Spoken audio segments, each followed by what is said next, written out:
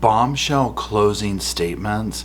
Sarah's going off to the big house. Y'all, we had some major breakthroughs and finally getting to justice for George and the Sarah Boone trial, and we're going to talk about it in today's video. Hello, Sofa Squad, and welcome back to the Sofa. Sofa's not there. I'm right here. My name's Paul, and welcome to the channel if you're new, and if you're not new, welcome back to the channel. I am still on the road traveling with family, and we are having a great time. Family is off to work today, and I am here in the hotel room reviewing the major bombshell stuff that we had in the Sarah Boone trial. Now, what I want to do is just do a quick video for this channel over here.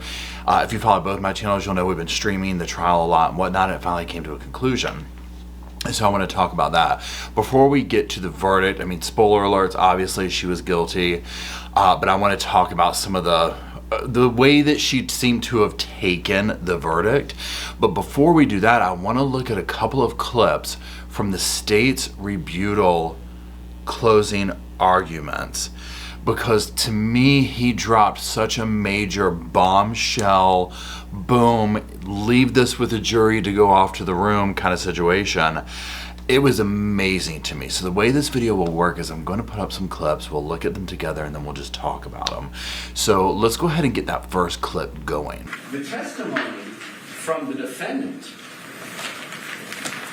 is Jorge Torres' head is here. You can stand if you need. You've been sitting a long time too. His head is here. His butt is kind of down here. His feet are here. And his hands and his knees are up here. He's in the fetal position, if we remember right. The hematoma on his head is on the left side. The bruises, the deep bruises on his back, are on his left side.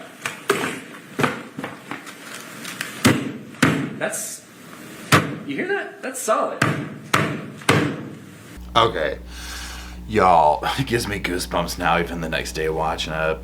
First of all, it is always, to me, in the state, or whoever it is, right, it's best interest to use evidence, props, whatever you want to call it at this stage, right? The way he took that bat and against the thing, and the way he kicked the case over, like when he did that, he had already in my mind created a visual for where George was, and then when he threw it over like that, I was like, because in my mind George is in there, you know what I'm saying? So when he's doing the bat and where he's going with this, I'm like, you know what, I never thought about, I mean, I guess I thought about it, but I just kind of accepted something like, well, something like this is what took place. And we've talked about it here, other theories and whatnot, but seeing him with the bat, tapping the thing, and I'm like, yeah, that doesn't make sense. You don't have to accept that she put those marks on him while he was in there. The evidence doesn't support it. You can conclude she used this bat when he was outside the suitcase. You don't have to believe her when she said they were playing hide and seek. You don't have to believe her because she doesn't know the rules. Y'all, when he took that bat and went boom on the thing, I mean, you could hear that from miles away, if you know what I'm saying. And him sitting here, you don't have to accept this. She doesn't even know the rules to hide and seek, because remember, Sarah's story was, he hit me, tag, you're it, I ran upstairs and he ran, like they both just ran in opposite directions. You know, it didn't make sense, okay? Seeing all of the video that we were shown, that Sarah recorded, of herself, I'm sorry, in my opinion, berating and abusing George, the story doesn't make sense. She controlled every little thing in that house. It was like he had to pander to her. Now, I'm not trying to sit here and say that there was not stuff that went both ways sometimes, but you know, the evidence that we saw, it supported almost like where he would snap eventually. Like the one where he was like finally trying to grab the camera from her. She had been berating him on the floor. She woke him up at 1:30 in the morning. He's like sleeping in the hallway. She didn't even want him near there. You know what I'm saying? So him sitting here saying like, you don't have to accept that. You know, she's lied this whole time, right? Why would now be different? She came downstairs, saw what she had done, and had all the opportunity in the world to clean up whatever mess may have been at the bottom of the stairs. But ladies and gentlemen, physics doesn't lie. Now this part right here too, because yes, if you think about it, it's like, what if we going based on her story, if you believe it, I have no doubt she slept in. But she, in my opinion, she definitely woke up, came downstairs, realized what she had done, and probably staged a scene. She could have gone through and put stuff together and done this and that. That whole thing about, oh, we made the puzzle and we did this. They could have already had that done. And she was like, you know, oh, we did it in one evening. It could have already been sitting there. Probably the way the evening went, more than likely, is what we saw in the video. They probably weren't going from activity to activity. He was probably having to pander to her throughout the evening to placate her, to keep her calm. That seems to be kind of what the energy was. Even though she said that's what she had to do to him, remember, people like Sarah give little confessions on what they blame other people for doing. When her neighbors say there was a loud boom that night, there was a loud boom that night. Did it shake the wall they shared in common? It shook the wall that they shared in common. Did she have any injuries consistent with being dragged up and down the stairs the night before? No. You saw the pictures the CSI took. You don't have to accept her story about hide and seek. Amen, brother. That part right there, I loved when he was like, when the neighbors say that there's loud noise, there was a loud noise, okay? She would have you believe, oh no, but that wasn't this and that. It didn't make sense what she said. Now I'm going to do a separate video, even though this is ended, I'm going to do a separate video where I go through her testimony on the stand, especially now that we know she was guilty, right? I've already pulled the clips that I want to go over. So we'll get deeper into that part there about the, you know, the little lies that she was doing and whatnot, because I think that she basically just got in there and lied the whole time, okay? Like, honestly. But I mean, this right here, to deliver this where the defense can't say anything else, they're done dragging this trial out as much as they could. And this right here, you don't have to accept that. There could be other truths to this, and I think that is the truth. Something made that loud boom. It takes energy to make a loud boom. Energy that could very well be in the form of somebody going down some of the stairs, all the stairs, in the suitcase, out of the suitcase. But that's what the evidence supports, is there was a loud boom. And this is what I personally think took place. I think that some kind of interaction took place upstairs between them, okay? Whether Sarah used the baseball bat on him outside of the suitcase, which I do think she did, but it's a matter of where. Something took place upstairs. Maybe she hit him with the baseball bat as he tried to go downstairs. Maybe she did something. Maybe she pushed him, but I think George went down the stairs, okay? Whether it was in the suitcase or not, I'm not sure, but at this point, I think it was outside of the suitcase.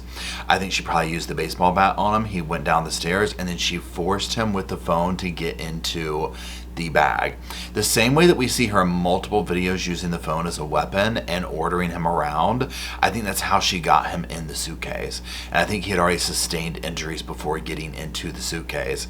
And that's what she did. You know, she got him in there.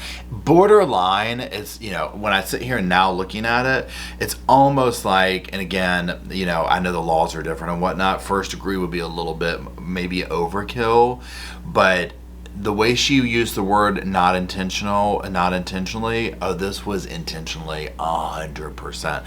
Now, let me say this, let me change that around. Do I think that she meant to absolutely put him in the thing and kill him? No, I think she would rather make him suffer through life. She got pleasure out of that. But that is what I mean by the intentionality. Her intention was to make this man suffer on some level. And seeing what we've seen here, it was just a matter of time before something like this took place, right? And unfortunately, this is the way it happened. So that was some bombshell major, let's end this trial on this note kind of information. Now let's look at the verdict, okay? What we're going to do is we're going to listen to the part where they give the verdict, but then I'm going to do a talk over when they're doing the jury, you know, pulling the jury or whatever, because I want to talk about the look on her face that we could see and like the reaction that I think she's giving. So let's do all that now. Members of our jury, good evening. I understand that you've come to a verdict in this case. Yes. If you could please hand the verdict form to the deputy, please.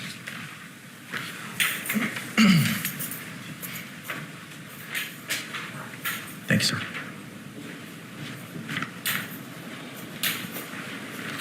Madam Clerk, if you could please publish the verdict.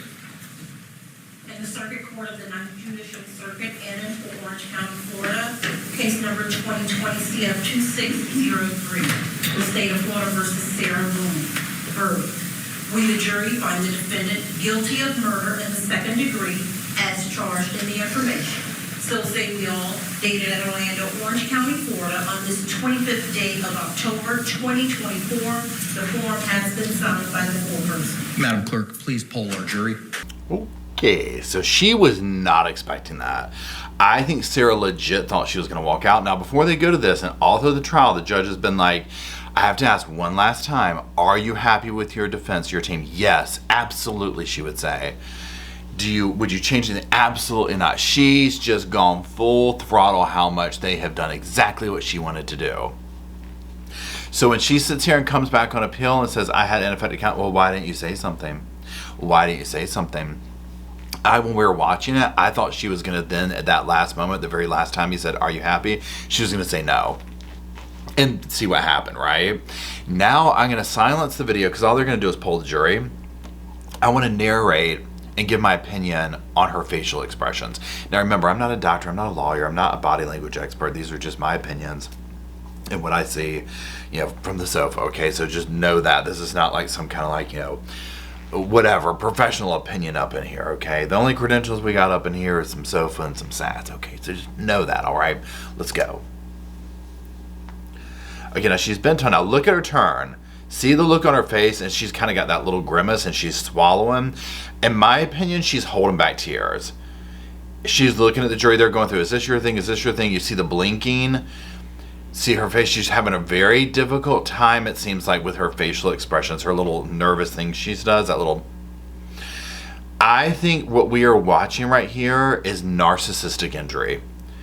Absolutely narcissistic injury from somebody who thought they were going to be shoulder pads, activate, we're walking out the front door, okay? That's literally what I thought was going to take place here. Or I'm sorry, that's literally what I think she thought was going to take place here, was that, okay? And when they did this and came back, I think she was flabbergasted because remember, they offered her 15 years, okay? Manslaughter, right before it went down, like, hey, we're putting on public record, 15 years, do you want it? Yes or no? What's up, girl? She said no. Here we are. She's going to get way more than 15 years now. And she took it to the line, and the evidence spoke for itself. I got nervous over the dynamic of, how do you even say it, like a juror feeling sorry, an emotional thing or whatever. But once they got into the closing arguments and started really dissecting like the here's this, here's that, and they gave the instructions of this is the law. These are the components that need to be present. I was like, oh, it's a done deal. I was like, if you take emotion out of this, she's guilty of second degree, period. You know what I'm saying? Like, she is just absolutely, the components are there. It's a no-brainer. She's guilty. If not of more, right? So I think the jury did an excellent job. They came in less than an hour and a half, okay? And they ate dinner in that time, okay? I think they went back there and they took a poll and probably were like, guilty. I mean, just going with the evidence we saw, and then that last closing argument by the defense, by the state, it was a no-brainer. It was very obvious. The evidence shows an incredibly toxic relationship, right? These two people should have never stayed together at all. She was able to sequester him and isolate him away from his family, away from his friends. Clearly, yes, they both had some, substance abuse, addiction issues, things of this nature, right? That seemed to fuel the fire and just keep things going and going and going. And again, I'm sure for his loved ones watching this, it was like, you know what? This is a train wreck, and we don't know how it's going to end, but it's going to end in a wreck.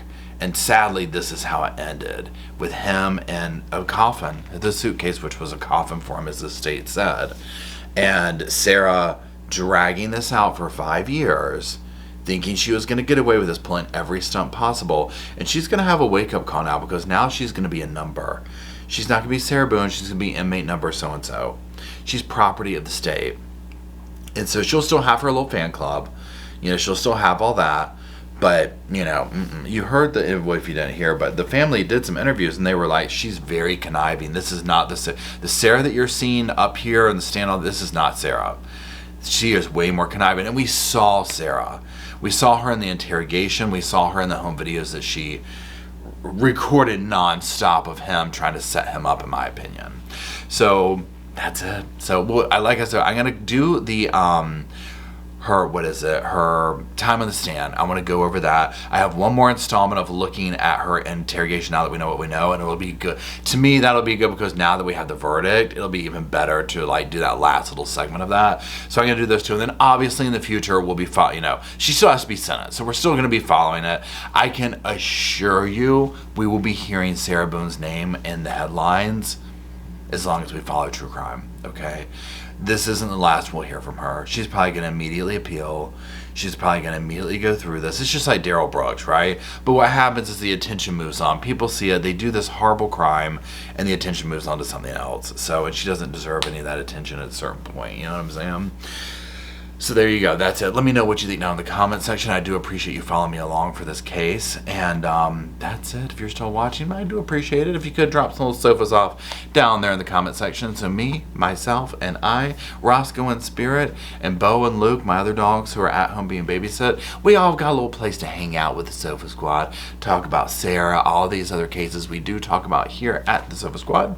And until we meander our way down to do that, I'll see y'all soon. I just wanted to say thank you again for watching the whole video, and also thank you for being part of the Sofa Squad. Special thanks to all the Patreon members, channel members from both of my channels, everybody who likes, shares, subscribes, comments in the comment sections. It helps the channel out so much. Now don't forget, I do have that other channel, the podcast channel. That's where we go live, we hang out, we talk. We have kind of sort of a schedule, but just be sure and check it out. I'll put it up here on the screen. Also, if you're looking for merch, be sure to check out my Teespring store.